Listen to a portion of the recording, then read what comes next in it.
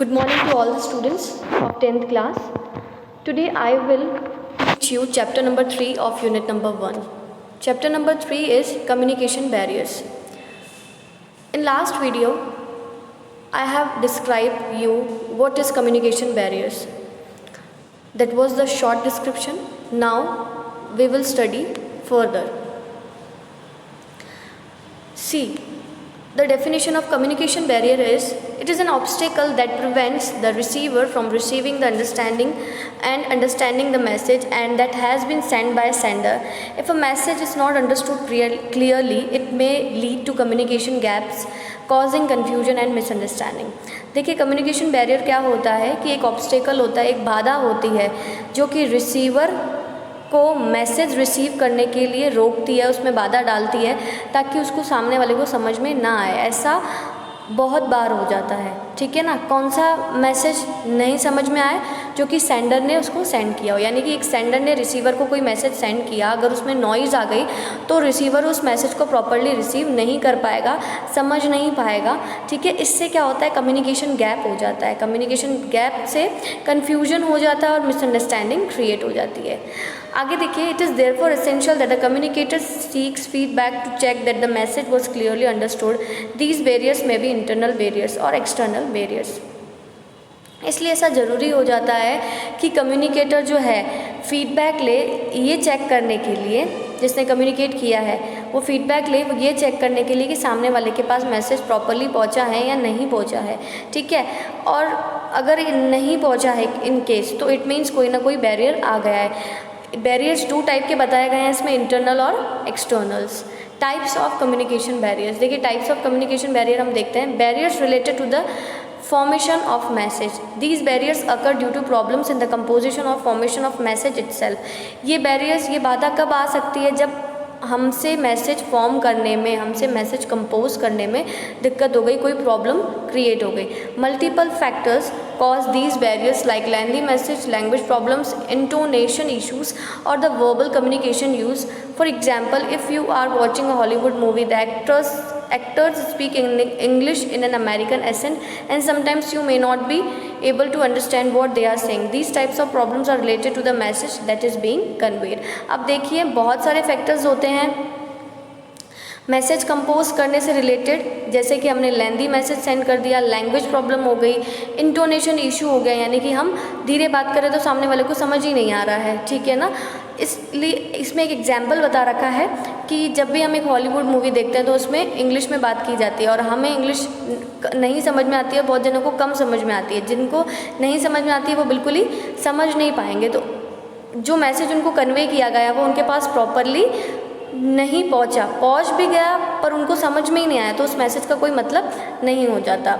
आगे देखिए, lengthy or complicated message. Sometimes the vocabulary used in conversation is too difficult and complicated to understand, or a sentence may be too long for one to perceive its meaning. This factor can cause a communication barrier. देखिए, बहुत बार क्या होता है कि ना, जब भी हम मैसेज कन्वे करते हैं तो हम डिफ़िकल्ट वोकेबलरी यूज़ करते हैं जिससे कि सामने वाले को समझने में दिक्कत होती है, तो ये भी एक बैरियर हो गया। Linguistic issues, the interferences which occur due to the accent speech disorder और symbols having multiple and often completely different meanings can affect communication process. देखिए, बहुत बार क्या होता है कि एक वर्ड के बहुत सारे, हम जैसे जानते हैं कि एक वर्ड के बहुत सारे मीनिंग होते हैं, ठीक है, तो हमने कुछ और कहा, सामने वाले ने कुछ और समझ लिया, ठीक है। तो ये सारी चीज़ें एक बैरियर होती है जो कि कम्युनिकेशन में प्रॉब्लम क्रिएट करती है। Additionally, the lack of proficiency in the language affects the interpretation of the message as well. These issues are also known as semantic issues. इन इश्यूज़ को क्या कहा गया है? सिमेंटिक इश्यूज़ भी कहा गया है। इनकंसिस्टेंट टोन और non verbal communication. You have read earlier that the communication is both verbal and non-verbal. If the language or tone used while communicating is not correct, it will create barriers. देखिए, जब भी हम किसी से बात कर रहे हों तो हमने पहले भी पढ़ा है कि टोन हमें सही रखना है। अगर हमने टोन सही नहीं रखा तो सामने वाले के पास जो मैसेज जाएगा वो रॉन्ग कन्वे होगा, इसलिए हमें इस बात का भी ध्यान रखना है कम्युनिकेट करते समय। अब इंटरनल बैरियर्स के बारे में हम देखते हैं। Internal barriers, these barriers occur due to some Due to some inherent traits or the frame of mind of the communicators, factors responsible for the internal barriers includes intense emotions, poor listening skills, prejudice, different viewpoints और different cultural backgrounds. देखिए ये जो barriers हैं वो internal जो barriers हैं communicator के mind में क्रिएट होते हैं. कैसे कि वो इमोशनल हो गया, जैसे सामने वाले से कम्युनिकेट करते समय उसने प्रॉपरली सुना नहीं, ठीक है, अलग अलग मैंने कुछ और कहा, सामने वाला का व्यू पॉइंट कुछ और है, तो ये सारी चीज़ें इंटरनल बैरियर्स के अंदर इंक्लूड होती हैं. These types of example देखिए, these type of barriers which are related to our state of mind or some internal issues are called internal barriers. जो हमारे माइंड से रिलेटेड, हमारे माइंड में कुछ और चल रहा हो और हम सामने वाला हमसे कुछ और कह रहा हो, इट मीन्स कि हमें वो चीज़ वो बोल तो रहा है पर हमें कुछ समझ में ही नहीं आ रहा, सुनाई नहीं दे रहा, हम अटेंटिव ही नहीं है. जैसे आप लोग बहुत बार क्लास में अटेंटिव नहीं होते हैं, तो ये क्या होता है, बातें कुछ और चल रही होती है, घर की बातें चल रही होती है, मूवीज़ की बातें चल रही होती है, घूमने की बातें चल रही होती है और सामने मैडम पढ़ा रही होती है. तो ये क्या होता है कि आपके माइंड में जो बैरियर क्रिएट है, that is known as internal barrier. अब देखिए फैटिक, डिसइंटरेस्ट और एक्साइटमेंट, ये कैसे कैसे हो सकता है. थकावट की वजह से, जब हम बहुत ज़्यादा टायर्ड हो जाते हैं, बहुत ज़्यादा एक्साइटेड हो जाते हो, हमने मतलब कोई अवार्ड जीता, ठीक है, तो हम बहुत एक्साइटेड हो गए यार, हमारी मम्मी हमसे क्या कह रही है, हमें वो कुछ समझ में नहीं आ रहा है, या फिर हम इंटरेस्ट नहीं दिखाते किसी पर्टिकुलर चीज़ में. उसके बाद नेक्स्ट है पुअर लिसनिंग स्किल्स. अगर हमने ढंग से सुना नहीं तो डेफिनेटली हमें कोई भी चीज़ समझ में नहीं आएगी. Emotional barriers, some people find it difficult to express their emotions appropriately during communication. बहुत बार क्या होता है कि कम्युनिकेशन करते समय, ठीक है ना, कम्युनिकेट करते समय सामने वाले से हम क्या, हमें हमारे जो इमोशंस है वो प्रॉपरली दिखाई नहीं देते हैं, मतलब एक्सप्रेस नहीं कर पाते हैं हम, ठीक है ना, तो सामने वाले को मैसेज वो समझ में नहीं आता है. ठीक है. Differences in perception and view point, अलग अलग परसेप्शन होता है कि रिसीवर ने क्या बोला, सेंडर ने क्या बोला, रिसीवर ने क्या रिसीव किया, तो दोनों का परसेप्शन व्यू पॉइंट अलग हो जाता है, तो भी बैरियर क्रिएट हो जाते हैं. Prejudice or bias against a particular person may lead a false assumptions and cause miscommunication. For example, if you do not like somebody personally, even if he is saying something in your favor, you may not believe him. The mistrust that you have against the person has caused a barrier between the two. अब देखिए bias, अगर हमें कोई person पसंद नहीं है, हम उससे नफरत करते हैं, तो अगर वो हमारे बारे में अच्छा भी कर रहा होगा ना, तो भी हमें ऐसा लगेगा कि वो हमारे लिए बुरा कर रहा है, तो ये भी एक क्या है, बैरियर है. नेक्स्ट है कल्चरल डिफरेंसेस. कल्चरल डिफरेंसेस में हम देखते हैं social interaction various in different cultures. What may seem like an appropriate gesture in one culture might be inappropriate in another. For example, making an eye contact is considered as a good communication technique in US, but in most Asian countries making an eye contact with a senior person is considered to be a disrespectful.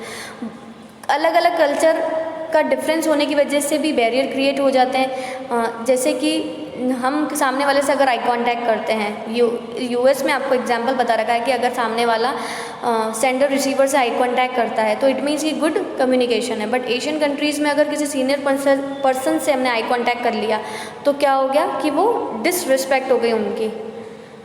So these were the internal barriers. Now external barriers occur due to factors we have no control over and are outside our body and mind.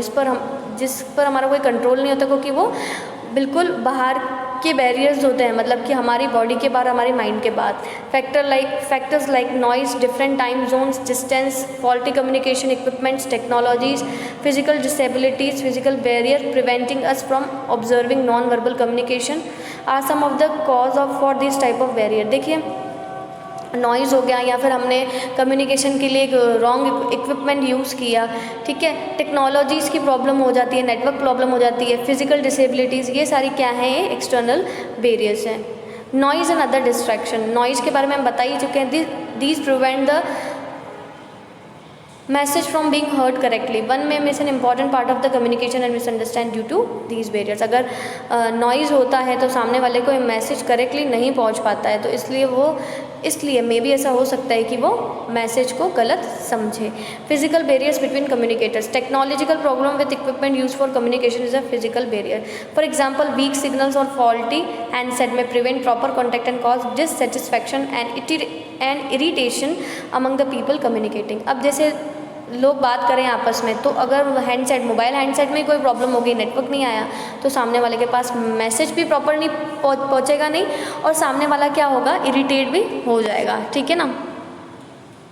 Physical disabilities such as hearing problem और speech difficulties, बहुत जने अटक के बोलते हैं और बहुत जने को सुनने में प्रॉब्लम आती है, तो ये सारी चीज़ें भी बैरियर क्रिएट करती है।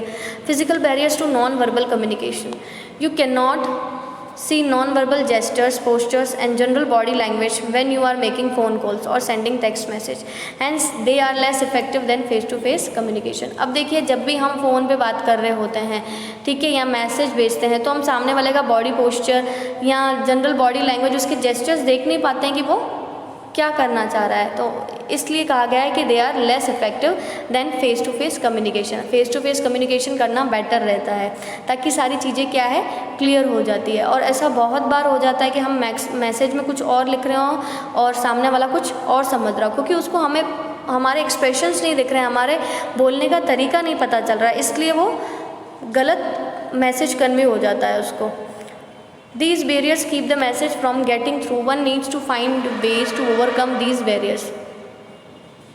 Let us know about the measures that can be taken to overcome these barriers in the next topic. अब देखिए कि क्या क्या मेजर्स, मतलब कि क्या क्या मेजर्स हैं बैरियर्स को रोकने के लिए। बैरियर्स को रोकने के लिए हम क्या क्या कर सकते हैं, ठीक है।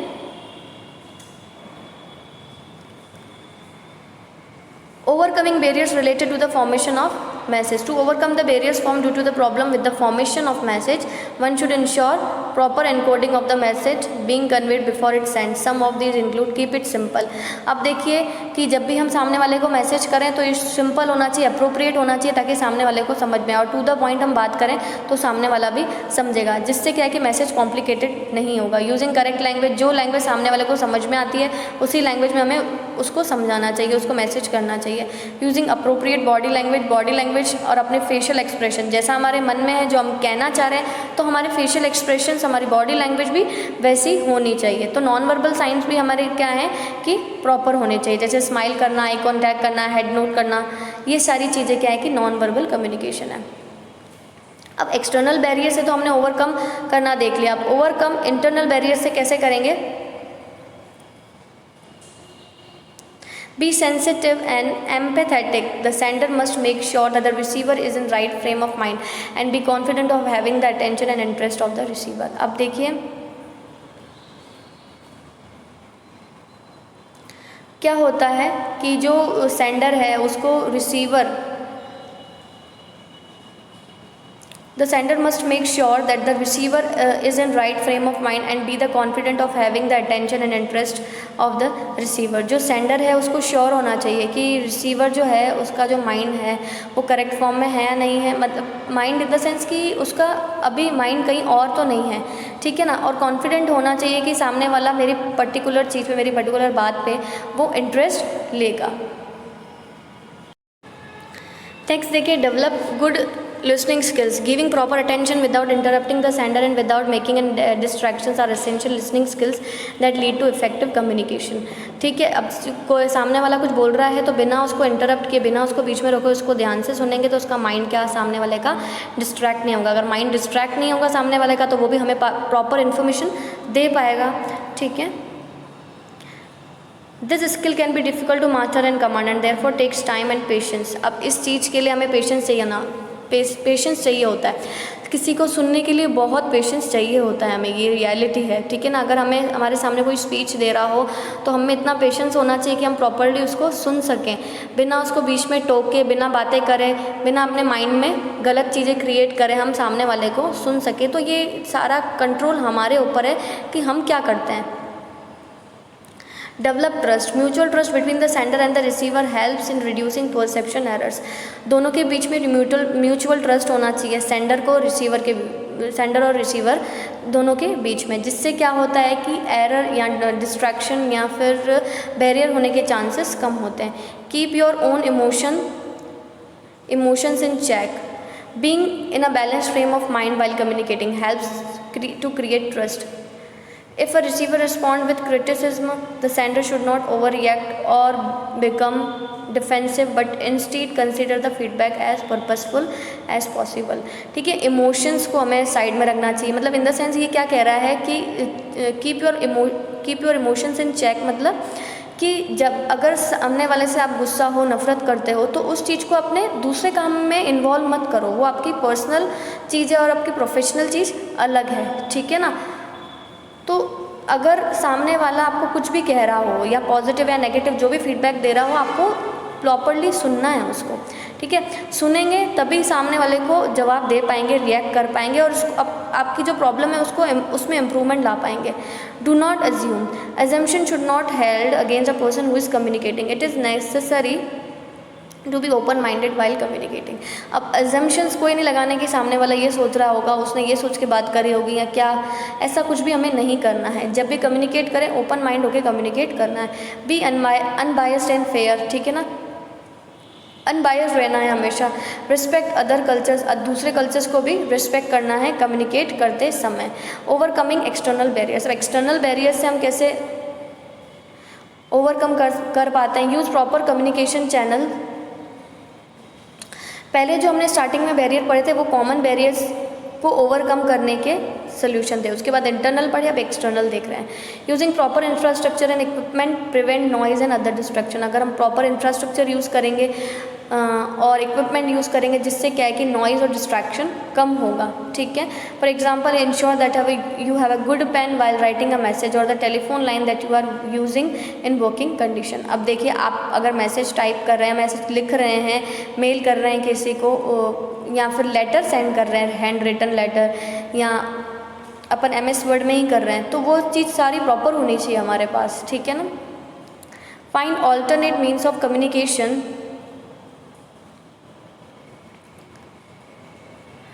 to overcome psychological problems. Physical disabilities should be taken into consideration and handled sensitively. Appropriate means of communication such as sign language, written communication और hearing aids should be used in such situation. अब देखिए, किसी को physically problem हो तो हमें उसको उसी तरह से ट्रीट करना है। ठीक है ना। Use emojis while texting, emojis हम यूज़ करते हैं और करने भी चाहिए टू एक्सप्रेस फीलिंग्स, एक्सप्रेस करने के लिए, जिससे कि messaging helps to overcome some of the limitations of text. इससे क्या होता है कि सामने वाले को समझ में भी आ जाता है और क्या होता है कि हमें टेक्स्ट भी नहीं लिखना पड़ता है। जनरली हम लोग ऐसा ही करते हैं। Seeking feedback, one common and effective way to overcome all of the different type of communication barriers is seeking feedback from the receiver. ठीक है, अब इफ़ेक्टिव कम्युनिकेशन करने का तरीका यही है कि सामने वाले से हम फीडबैक रिसीव करें। ठीक है ना। फीडबैक मिलेगा, इट मीन्स कि सामने वाले को मैसेज पहुंच गया, चाहे उसका फीडबैक पॉजिटिव हो चाहे नेगेटिव हो, उस पर हमें बाद में देखना है, पर पहले हमें ये देखना है कि सामने वाले के पास मैसेज पहुँचा है या नहीं पहुँचा है। A skilled communicator must be aware of the communication barriers and try to reduce their impact by continually checking the perception of the message sent. जो स्किल्ड कम्युनिकेटर होता है, ठीक है, वो हमेशा अवेयर रहता है कम्युनिकेशन बैरियर्स के बारे में, हमेशा ट्राई करता है कि ये जो प्रॉब्लम्स है उसकी कम्युनिकेशन में ना आए, and by encouraging the receivers to give appropriate feedback to ensure that the message was deliver as intended. ठीक है ना। और रिसीवर को भी एनकरेज करता है ताकि वो प्रॉपरली फीडबैक दे जाए।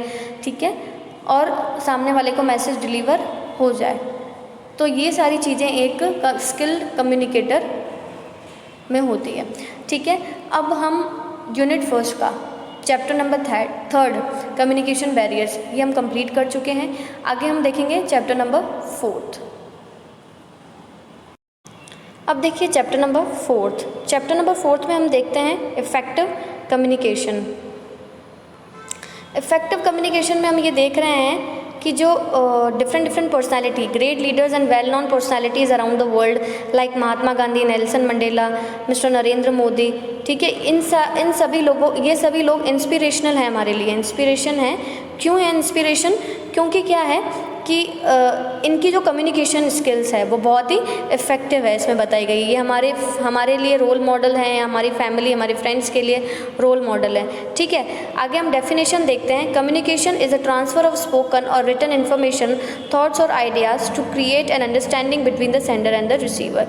जो कम्युनिकेशन है वो क्या है? स्पोकन और रिटन दोनों ही तरीके के हो सकता है, जिससे हम अपने आइडियाज़, थॉट्स क्रिएट कर सकते हैं और ideas to create an understanding between the sender और रिसीवर। जब भी हम अपने थॉट्स, आइडियाज़ और इन्फॉर्मेशन क्रिएट करते हैं, चाहे स्पोकन और रिटर्न हो, इससे क्या है कि सेंडर और रिसीवर के बीच में जो अंडरस्टैंडिंग होती है, that is known as communication. ठीक है ना।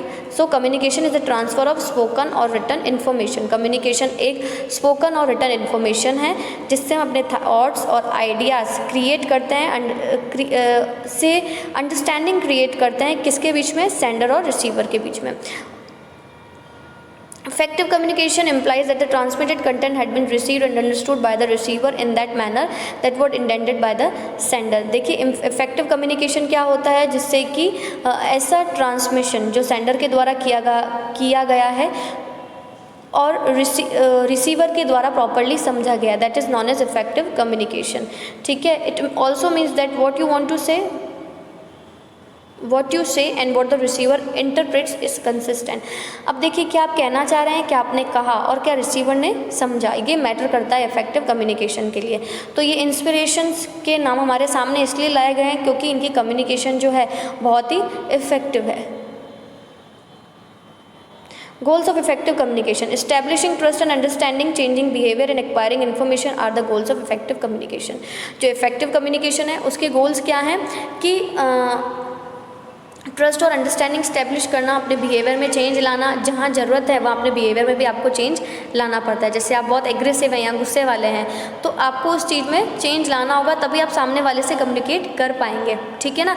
तो इससे क्या है कि रिलेशनशिप बहुत स्ट्रॉन्ग बिल्ड होते हैं। And acquiring information that are goals of effective communication. और जो इन्फॉर्मेशन एक्वायर करनी है हमें, ठीक है, तो ये सारे क्या है इफेक्टिव कम्युनिकेशन के गोल्स हैं। Anything that interferes with communication and makes it ineffective can be referred to as noise. ऐसी कोई चीज़ जो कम्युनिकेशन में बाधा डाल रही है वो क्या कहलाती है, noise. Ineffective communication can influence our interpretation of message and affect our relations with other. और ये जो नॉइज़ वाली जो कम्युनिकेशन होती है, जैसे कि हमने सामने वाले से कम्युनिकेट किया और नॉइज़ क्रिएट हो गई, तो वो क्या कहलाएगी, इनइफेक्टिव कम्युनिकेशन कहलाएगी। और इनइफेक्टिव कम्युनिकेशन से क्या होता है कि हमारे रिलेशन में बहुत प्रॉब्लम्स आ जाती है, हमारे रिलेशंस में बहुत प्रॉब्लम्स आ जाती है और सामने वाला जो मैसेज है वो भी गलत इंटरप्रेट करता है। Factors of effective communication. Effective communication के क्या क्या फैक्टर्स हैं। कंटेंट देखिए, कंटेंट हमें क्या करना है, this refers to the language that has been used in the message. We all are interpret the meaning of words differently, hence even simple message can be misunderstood. Some words have different meanings depending on the context, which may confuse at times। ठीक है ना। अब जो content है, जो हमने message use किया गया है वो प्रॉपरली होना चाहिए। ठीक है। हम अलग अलग मतलब निकालते हैं वर्ड्स का। ठीक है ना। तो ऐसा मैसेज सिंपल दो जिससे कि सामने वाला सही समझे, उसको मिसअंडरस्टैंडिंग क्रिएट ना हो। Process is, it refers to the way the message is delivered. The non-verbal elements in the speech like the tone of voice, gesture, body language and the state of mind can be identified during communication। जब भी हम communicate कर रहे होते हैं तब ये process ध्यान में रखा जाता है कि सामने वाले के पास मैसेज गया नहीं गया, और गया तो उसकी टोन कैसे गई, उसका बॉडी पोस्चर्स कैसे थे, जेस्चर्स कैसे थे, उसके एक्सप्रेशंस कैसे थे, ये सारी बातें हमारे दिमाग में रहती है। We often subconsciously trust the accuracy of non verbal behaviours more than the verbal expressions. देखिए इस लाइन बहुत इंपॉर्टेंट है, ये लाइन देखिए इसको, कि जब भी हमसे कोई बात कर रहा होता है तो हम वर्बल कम्युनिकेशन से ज़्यादा नॉन वर्बल कम्युनिकेशन को प्रेफर करते हैं, जिससे कि हमें सारी चीज़ें समझ में आती है। ठीक है ना। Only 7% interpretation of spoken communication comes from the words alone, 55% comes from the body language and 38 comes from the intonation। देखिए 7% स्पोकन कम्युनिकेशन होता है, 55% हमारी बॉडी लैंग्वेज होती है और 38% क्या होता है, हमारा इंटोनेशन होता है, साउंड होता है कि हम तेज कैसे बोल रहे हैं, तेज़ बोल रहे हैं, फास्ट बोल रहे हैं, धीरे बोल रहे हैं, ये सारी चीज़ें इसके अंदर इंक्लूड होती है। Hence, effective communications happens only when the verbal message is consistent with the tone and body language। Communication तब इफ़ेक्टिव होगा जब जो हमने मैसेज किया है वो भी प्रॉपर जाए, टोन भी प्रॉपर हो और बॉडी लैंग्वेज भी प्रॉपर हो।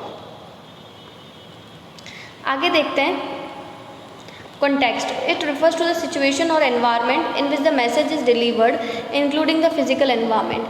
ये उस सिचुएशन को रेफ़र करती हैं, उस एनवायरनमेंट को बताती है जिसमें मैसेज डिलीवर किया गया हो, जैसे कि फिज़िकल एनवायरनमेंट, ठीक है ना। अगर नॉइजी रूम हो तो मैसेज प्रॉपर्ली नहीं जाएगा। रूम क्वाइट हो, मतलब कि शांत हो, आसपास कोई ना हो, कोई शोरगुल ना हो, तो इससे क्या है कि मैसेज पे इफ़ेक्ट पड़ता है।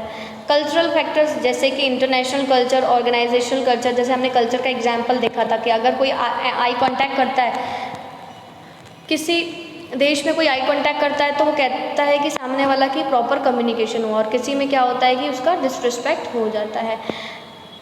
Development factors like the age of the speaker and receiver, देखिए एज भी मैटर करती है। जो एक्सपीरियंस पर्सन होता है उसको पता है कि सामने वाले से कैसे बात करनी है और सामने वाला किस सिचुएशन में है, ये देखकर भी वो बात करते हैं, ठीक है ना। जैसे कोई गुस्से में और हम उसको और बातें करते जाएं तो सामने वाला और गुस्से में हो जाता है, तो उस टाइम उसको देखना चाहिए कि वो किस सिचुएशन में उसके अकॉर्डिंग हमारी बात उसके सामने हम रख सकते हैं, ठीक है। Communication should be adapted as per the context to make it impressive, मतलब कि इम्प्रेसिव कम्युनिकेशन ऐसा करना चाहिए कि सामने वाला आपसे इम्प्रेस हो जाए। देखिए 7 C's of effective communication, 7 C हैं इफेक्टिव कम्युनिकेशन के, ठीक है। इसको 7 प्रिंसिपल्स भी बोलते हैं कम्युनिकेशन के। Help us to focus our thoughts and ideas for effective communication, ये हमारी हेल्प करते हैं जिससे कि हम अपने आइडियाज़ और थॉट्स को चेंज कर सकें या इम्प्रूव कर सकें, ठीक है। These principles serves as a checklist to communicate more effectively and are the applicable for both verbal and non-verbal communication, ये दोनों कम्युनिकेशन पे अप्लाई होता है और एज अ चेकलिस्ट है कि हम कैसे कम्युनिकेट कर रहे हैं। During verbal face to face communication, tone body language of the communicator also help in conveying the message. जब भी हम वर्बल कम्युनिकेशन कर रहे होते हैं तो face to face communication, person सामने वाले का टोन, बॉडी लैंग्वेज, ये सारी चीज़ें मैटर करती है। However, in written communication, one needs to be extra careful due to the absence of non-verbal communication. अब हम written communication कर रहे हैं तो हमें ज़्यादा careful रहना पड़ता है क्योंकि हमारे पास यहाँ पर show करने के लिए gestures नहीं है, ठीक है ना। expressions कैसे दिखाएं हम written communication में, इसलिए language simple लिखनी है, ऐसी vocabulary यूज़ करनी है सामने वाले को समझ में आ जाए, हैंड राइटिंग प्रॉपर लिखनी है, ठीक है। जिस लैंग्वेज में समझ में आता है उस लैंग्वेज में सामने वाले को हमें मैसेज करना चाहिए। The information being conveyed through communication should be clear. सबसे पहला सी क्या है? क्लियर। क्लियर होना चाहिए message. First step in communication, clear. It must be as transparent as possible, जितना ट्रांसपेरेंट हो उतना सही रहता है, ठीक है। कॉम्प्लेक्स वर्ड्स को यूज़ नहीं करना, कन्फ्यूजिंग लैंग्वेज यूज़ नहीं करनी, कॉम्प्लेक्स सेंटेंस नहीं बनाने, ठीक है। The message can be conveyed effectively if the sender has clarity in thoughts. जब सेंडर के थॉट्स में ही क्लैरिटी होगी तभी वो मैसेज प्रॉपरली कन्वे कर पाएगा ना। जब उसके थॉट्स में क्लैरिटी नहीं होगी, उसको ही नहीं पता कि मुझे क्या बोलना है, तो फिर रिसीवर क्या रिसीव करेगा। Second, the message should be easily understood by the receiver. This will happen when the purpose of communication is clear. जब आपका कम्युनिकेट करने का तरीका, कम्युनिकेट करने का पर्पज़, जो गोल है वो क्लियर होगा तो सामने वाला भी ईजिली समझ पाएगा। The message should have a single goal and not a mixture of ideas. जो भी मैसेज आप सेंड कर रहे हैं उसमें कोई भी आइडियाज़ और मिक्सचर ऑफ आइडियाज़ नहीं होने चाहिए, एक सिंगल गोल होना चाहिए आपका। सेकेंड सी देखिए, concise. Concise refers to explaining things in brief yet comprehensive manner. देखिए ब्रीफ में हम जितना मैटर को समझा सकें उतना ही इम्प्रेसिव होता है, ठीक है ना, इफेक्टिव कम्युनिकेशन होता है। प्रिसाइज होना चाहिए, टू द पॉइंट होना चाहिए, शॉर्ट और ब्रीफ होना चाहिए ताकि रिसीवर का अटेंशन रहे और हर एक वर्ड जो यूज़ किया गया है उसका मीनिंग निकलना चाहिए और सामने वाले को भी इंटरेस्ट आना चाहिए पढ़ने में। देखिए ये थ्योरेटिकल पार्ट है, इसमें मैंने ऊपर डायग्राम में टिक लगा रखा है और जिन पॉइंट्स में टिक लगा रखा है वो इम्पॉर्टेंट पॉइंट्स हैं, वही आपको पढ़ने हैं, ज़्यादा आपको और डिटेल में नहीं जाना है। ये 7 C's ऑफ कम्युनिकेशन, ये important exam point of view से क्वेश्चन आ सकता है, what are the 7 C's of communication. तो आपको ये 7 C's का डायग्राम भी बनाना है और 7 C's को एक्सप्लेन भी करना है। Concreteness refers to the communication that is believable and credible in order to create trust between the communicators। देखिए concrete जो communication होता है वो भी specific और clear होना चाहिए, believable होना चाहिए कि सामने वाला उस पर believe कर सके। The message should be supported by facts and figures to eliminate any doubt in the receiver's mind। हम उसके सामने रिसीवर के सामने जो है फैक्ट्स को रखेंगे ना, तो वो उसके डाउट सारे क्लियर हो जाएंगे। रिटर्न कम्युनिकेशन के केस में रेफरेंसेस, साइटेशंस और द सोर्स ऑफ इन्फॉर्मेशन, ये सारी चीज़ें यूज़ करनी चाहिए। जब भी हम कोई बुक लिख रहे होते हैं तो हमने वो बुक किसी न किसी से इंस्पायर होकर लिखी होती है, ठीक है, कहीं ना कहीं से मैटर देखा होता है, नोट्स से देखा होता है, कुछ भी लिखा होता है, तो हम कहीं ना कहीं से साइट विजिट करके ही हम अपनी बुक लिखना स्टार्ट कर देते हैं। तो उनका रेफरेंस देना चाहिए ताकि सामने वाले के माइंड में भी डाउट नहीं रहे कि ये चीज़ उसने कहाँ से ली है। करेक्ट, एक्यूरेसी इंपॉर्टेंट रखती है कम्युनिकेशन के लिए। मिस कम्युनिकेशन हो जाता है अगर एक्यूरेट नहीं हो तो मैसेज। तो करेक्ट का मतलब क्या होता है, ग्रामर, वोकेबलरी, सेंटेंस ये प्रॉपर होनी चाहिए, स्पेलिंग करेक्ट होनी चाहिए, पंचुएशन मार्क जहाँ डॉट कॉमा ये सारी चीज़ें प्रॉपर लगनी चाहिए, और फैक्ट्स और फिगर, जो भी हम फैक्ट्स और फिगर सामने वाले के सामने दे रहे हैं, जैसे इकोनॉमिक्स की बात करें तो बुक्स में फैक्ट्स और फिगर्स दे रखे होते हैं, वो एक्यूरेट होने चाहिए। Coherent. A coherent message is logical and makes sense to the receiver. All sentence in written communication should be connected to the relevant to the main topic and be relevant to the main topic. जो message है logical होना चाहिए, sense होना चाहिए, ऐसे फालतू की बातें नहीं होनी चाहिए, ठीक है ना, और मेन टॉपिक से रिलेटेड होना चाहिए। सपोज़ करो कि मैं बात किसी और चीज़ के बारे में पढ़ा कुछ और रही हूँ और बात किसी और चीज़ के बारे में कर रही हूँ, तो आपको समझ में आएगी वो चीज़। तो इसका मतलब मैं जो मेन टॉपिक है उससे भाग रही हूँ।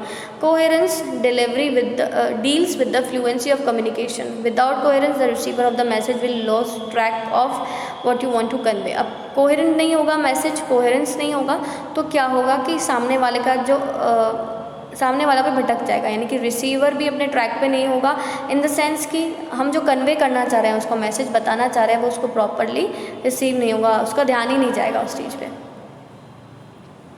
Check if the message organise logically has a smooth flow and proper sequence. Logically message organise करना चाहिए। फॉर एग्जांपल आपको कोई क्वेश्चन है एग्जाम में और आपने उसको डायग्रामेटिकली समझाया, प्रॉपरली पॉइंट्स वाइज एक्सप्लेन किया, तो सामने वाला भी क्या होगा, जो रिसीवर है वो भी उसको ईजिली समझ पाएगा, उसको चेक करने में भी प्रॉब्लम नहीं होगी और मार्क्स देने में भी प्रॉब्लम नहीं होगी। Check that you have not tried to cover too many points and not deviated from the main topic। आप ट्राई करिए या आप चेक करना कि आपने जो है पॉइंट्स ज़्यादा तो नहीं लिख लिए या फिर आप भटक तो नहीं गए उस मेन टॉपिक से। Complete message will have all the information that the receiver needs to know. Message complete होना चाहिए, आधा अधूरा नहीं होना चाहिए, जिससे क्या है कि रिसीवर के माइंड में कोई क्वेश्चन क्रिएट ना हो, मतलब कि उसको समझ में ही नहीं आएगा तो वो कैसे काम करेगा। नेक्स्ट देखिए, we must ensure that all relevant information is conveyed through the message. हमें इंश्योर हमारे पास जितनी भी इंफॉर्मेशन है रेलिवेंट होनी चाहिए, जो भी हमने इन्फॉर्मेशन कन्वे करी है वो बिल्कुल उस टॉपिक से रिलेटेड होनी चाहिए, ठीक है। यही चीज़ें लिखी हुई है कि जो क्वेरी सामने वाले की है उसका आंसर उसमें होना चाहिए ताकि उसको समझ में आ जाए, ठीक है ना। फॉर्मल कम्युनिकेशन में क्या होता है, the sender is also required to convey that actions need to be taken by the receiver as a result of the conversation. अब देखिए कि फॉर्मल कम्युनिकेशन में ऐसा हो जाता है, जैसे हम किसी इंस्टीट्यूट पे काम करते हैं, पढ़ाते हैं, तो सेंडर जैसे प्रिंसिपल मैम ने मुझे कुछ सेंड किया मैसेज और मुझे बोला कि ये बच्चा इसकी इन्फॉर्मेशन ऐसी ऐसी आई है, तो आपको ऐसी इस तरीके से इसकी इम्प्रूवमेंट करवानी है, तो उन्होंने मुझे सोल्यूशन भी दिया साथ में। तो ये होता है जनरली फॉर्मल कम्युनिकेशन में। Courteous, the message should convey respect for the receiver. सामने वाले के लिए हमारे मन में क्या रिस्पेक्ट है ये शो करता है। ये किससे शो करता है, हमारे नॉलेज से, एक्सपीरियंस से, एज से, है ना। फ्रेंडली मैनर पे बात कर रहे हो, बड़े से कैसे बात करनी है, छोटे से कैसे बात करनी है, उसका कल्चर, उसका बैकग्राउंड, ये सारी चीज़ें देखनी। अगर हम सामने वाले से यानी रिसीवर से डिसएग्री भी हो रहे हो तो उसको इस तरह से प्रॉपरली हमें बिहेव करना है ताकि ऐसा लगे कि वो सामने वाला मेरा डिसरिस्पेक्ट, सेंडर मेरा डिसरिस्पेक्ट नहीं कर रहा है। क्योंकि रिसीवर जो है पॉजिटिव और नेगेटिव दोनों में से कुछ भी फीडबैक दे सकता है। So it's depend on us कि हम कैसा सामने वाले के लिए रिएक्ट करते हैं। Effective communication, various benefit of effective communication. अगर इफेक्टिव कम्युनिकेशन करते हैं तो क्या क्या बेनिफिट होते हैं, आप खुद ही सोचिए कि हमने जो इतना चैप्टर पढ़ा है इसमें से ही हमें पता चल जाता है कि इफेक्टिव कम्युनिकेशन करने के बहुत सारे बेनिफिट होते हैं। अगर हमने प्रॉपरली कम्युनिकेट किया तो मिसअंडरस्टैंडिंग नहीं होगी, ठीक है। जो टाइम के अकॉर्डिंग मैसेज किया तो सामने वाले के पास टाइम पे मैसेज पहुंच जाएगा, ठीक है, सामने वाला समझने लग जाएगा, उसको सिचुएशन ऑकवर्ड नहीं लगेगी, ठीक है ना, पूरा कंप्लीट उसकी लैंग्वेज में जो मैसेज हम सेंड करेंगे तो उसको समझ में भी आ जाएगा, ठीक है, और कन्फ्यूजन क्रिएट नहीं होगा, है ना, और सामने वाले के effective communication creates a comfortable environment. देखिए इफेक्टिव कम्युनिकेशन है, अगर हमारा कम्युनिकेशन करने का तरीका अच्छा है तो हम कंफर्टेबल रहते हैं सामने वाले के सामने, अपनी बात कोई भी बात आप एक्सप्रेस कर सकते हैं। ये ट्रस्ट बिल्ड करता है, ठीक है ना, कोई भी नेगेटिविटी नहीं रहती है, सेल्फ रिस्पेक्ट बढ़ती है, ठीक है, क्योंकि हमने जो मैसेज किया है वो सामने वाले को भी समझ में उसके सामने भी हमारी इज़्ज़त बनेगी और हमारे अपनी नज़रों में भी हमारी इज़्ज़त बनी रहेगी, ठीक है, रिलेशनशिप मेंटेन रहता है। ये सारी चीज़ें इफ़ेक्टिव कम्युनिकेशन के स्किल्स हैं, उनके पॉइंट्स हैं, ठीक है ना, जो भी बेनिफिट्स हैं उनके, ये सारे होते हैं, ठीक है। अब 2 चैप्टर मैंने आपको पढ़ा दिए, यूनिट फर्स्ट के 2 चैप्टर पढ़ा दिए हैं मैंने आपको, 3rd और चैप्टर नंबर 4th। इसके जो क्वेश्चन आंसर्स हैं और MCQ या फिल इन द ब्लैंक्स जो भी हैं वो मैं आपको PDF सेंड कर दूंगी। कोई भी डाउट आता है तो आप प्लीज़ पूछिएगा, इस चैप्टर में कोई भी डाउट आए तो पूछना। दूसरी चीज़ ये कि जो चैप्टर मैंने पढ़ाया उसका वीडियो पूरे अच्छी तरह से देखना है आपको, ताकि आप आंसर को जो है रटे नहीं, क्वेश्चन को आप खुद समझ के खुद लिखने की ट्राई करें। अगर लैंग्वेज बनाने में दिक्कत आती है आपको तो आप प्लीज़ मुझसे पूछ सकते हैं। Thank you.